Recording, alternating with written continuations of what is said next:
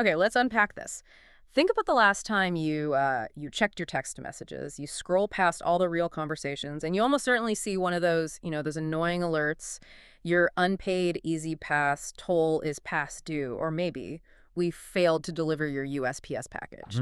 All the time. For most of us, it's just a reflex. You flag it, delete it, and you move on. But these aren't just random spam. They're the front line of a huge organized global fraud operation. And the people behind it just got hit with a major legal counterstrike.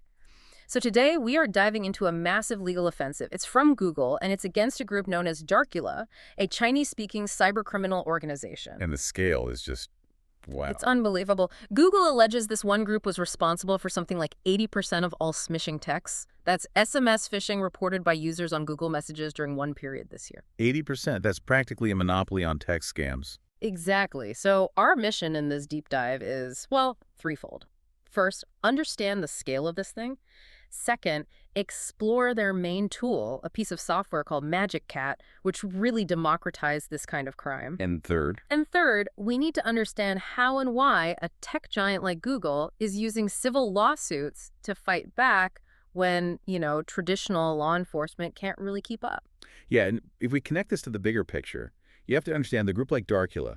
It's a prime example of a cybercrime ecosystem. What do you mean by ecosystem? I mean, you need to stop thinking of them as a gang of hackers. They function like a sophisticated business. They sell hacking tools and infrastructure as a service. So it's a product. It's absolutely a product. Yeah. And when you realize how easy they make it to commit fraud, the numbers start to make a scary amount of sense.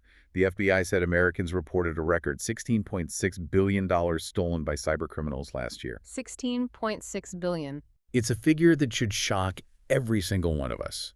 And it shows exactly why we have to focus on these, easy-to-use, low-skill tools that are driving this huge wave of theft. And that number, that's 16 billion. That's the reason a corporation like Google, which, they're not police, is stepping up so aggressively. Right. The headline here is the civil lawsuit against Darcula. A group operating largely in simplified Chinese. But here's where it gets really, really interesting. This lawsuit isn't just about, getting damages or shaming them. It's a strategy. It's designed to get around the limits international police work. It's meant to give Google the legal standing it needs, so a U.S. court will let it seize the websites, the domain names, all the web infrastructure the group uses. They're going after the engine. Exactly, not just chasing the individual drivers. And this brings up a really important question that people always ask. Why a lawsuit?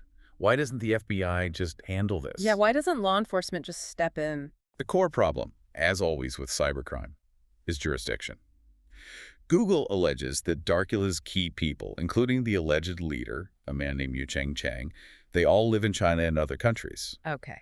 And the simple fact is, those places don't routinely cooperate with U.S. law enforcement on these kinds of financial crimes, especially when all the victims are overseas. So the criminals are geographically insulated. So if the police can't cross the border... The multinational corporations have found a way to use the courts to take back their own digital territory. That's a genuinely new way of thinking about digital policing, isn't it? It's a key development, and we're seeing more of it. Google, Microsoft, they all realize that their best weapon against these groups is often the civil court system. Not some new security tech. Not always, no. They file a suit, sometimes against John Doe defendants if they don't have all the names, and they prove the criminals are, say, infringing on their trademark or illegally using their infrastructure. And then what? Well, once a U.S. court grants an order, like a temporary restraining order, that order can be served on any U.S.-based company that controls a piece of the infrastructure. Like a domain registrar. Exactly. Domain registrars, DNS providers, U.S. web hosts, these are the single points of failure. Yeah. So even if the criminal is physically in China, if their scam website, like USPS delivery-alert.com, is registered through a U.S. company. A U.S. court can order that company to just hand over control of the domain to Google. It's a legal forced digital eviction, yes. Wow. So the court order lets Google become the new landlord of the scammer's digital property, and the physical location of the criminal it doesn't matter anymore. Precisely. They're weaponizing the digital supply chain. It's a surgical and sometimes permanent shutdown of their online presence without needing a single arrest overseas. And the presence they're trying to dismantle here is, well, it's huge. Darcula's whole operation is built around their signature product, that program called Magic Cat. This is the engine. This is the engine behind that whole smishing wave, the one that Google said had that, 80% market share. Hmm. And the genius of Magic Cat, and what makes this so scalable, is just how user-friendly it is. The old image of a hacker, hunched over lines of code, that's gone. Totally gone. Magic Cat is just an intuitive dashboard. It's for criminals without advanced skills. You log in, you pick a template, you upload a list of phone numbers, and boom, you're spamming millions of people. This is the real shift. This is why we call it fraud as a service. Mm-hmm. We're not talking about custom-built attacks anymore. No. We're talking about a consumer product for crime, probably subscription-based. Yeah. The Darcula model is central to this world where developers create and sell these highly optimized hacking programs. It's a full-fledged business. You have to imagine it's like any other software as a service. It probably has customer support, regular updates to get around security filters. Template libraries, you name it. It just completely lowers the barrier to entry. Anyone with a few $100 can become a massive financial scammer overnight. And their strategy is all about psychological precision. They impersonate these common, trusted entities. The ones you're not surprised to hear from. Exactly. They want to maximize the number of people who click in a moment of, panic or just mild confusion. Like the E-ZPass example. Right. If you look at the evidence, Darcula's own Telegram channel had videos showing how Magic Cat could instantly be set up to send texts about unpaid E-ZPass tolls. It's brilliant, really, because it targets commuters who might have forgotten a small payment. That targeting is so key. Why E-ZPass? Why the post office? Because they involve these small, high-volume transactions that create immediate, low-level stress. Oh, did I forget that? Exactly. People think, oh, I forgot that small payment, or my package is supposed to be here today. And it demands immediate action. Perfect conditions for stealing financial details. And it wasn't just tolls and packages. They also did the IRS, which creates instant fear, and even things like YouTube premium memberships. Preying on subscription fatigue. But the goal is always the same. Use a trusted name, create false urgency, send the victim to a fake website that looks perfect, and then steal their credit card number when they try to fix the problem. And we know this tool was incredibly effective. A Norwegian investigation from NRK, they worked with security researchers and actually analyzed records from inside the network. What did they find? They found more than 600 separate scam operators actively using the Magic Cat software. 600. So it's not one group. It's a massive network of clients. It's a massive, loosely affiliated network. 600 separate little businesses, all paying a subscription fee to Darcula to use their tools.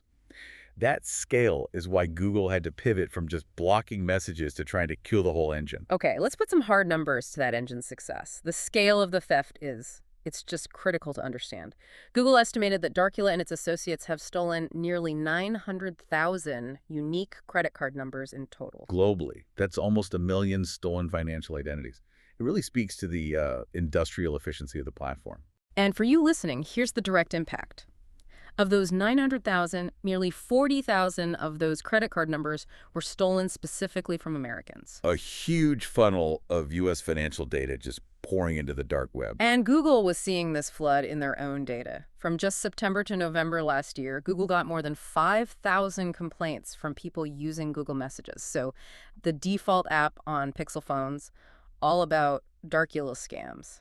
5,000 complaints in 2 months. From just one app. From just one app, it gives you a tiny glimpse into the tsunami of messages that Magic Cat was pumping out. And here's a really noteworthy detail about how the software was actually built. It tells you a lot about their strategic thinking. Oh. That same Norwegian investigation found that while Magic Cat lets its operators pretend to be from all sorts of Western companies and governments, the USPS, the IRS, European banks, Yeah. the software does not let users pretend to come from China. Wait, really? That's a subtle, but wow, that's an incredibly important detail. It is. It means the tool is purpose-built to target other countries, specifically Western nations, while very carefully avoiding any fraud that would get the attention of their own local police in China. Exactly. It's a risk management strategy baked right into the software. They minimize the risk of domestic law enforcement coming after them, and that ensures their fraud-as-a-service business can just keep on running. So what does all this mean for us, for the security of our digital lives? Google is taking this huge legal step to shut down an operation they think was behind that massive 80% figure. It really highlights a critical shift in how our world is being policed. A big shift. Combating this kind of organized cybercrime now means tech companies have to use not just technical blocks, but also these, proactive, sophisticated legal attacks against criminals who operate outside the reach of U.S. law enforcement. The lines are blurring between corporate security and global policing. They really are. Yeah, we've seen groups like Darcula selling this incredibly simple software that just lowers the bar for anyone to deploy these massive scams. And Google has been very clear. They said their message is, we will use our technical and legal resources to protect our users and hold you accountable. They're putting them on notice. They're putting them on notice that their infrastructure isn't safe anymore. So the big thought for you to mull over, the next time you get a suspicion text is this. If the fastest, most effective way to stop these huge, low-skill international scams is by seizing their domains through civil court cases brought by giant tech corporations, what does that imply about the future, about the role of global corporations versus traditional international law enforcement in securing the digital world we all depend on? It makes you wonder who the real cops on the internet beat will be in 10 years. That is a fascinating question. And that's it for this deep dive.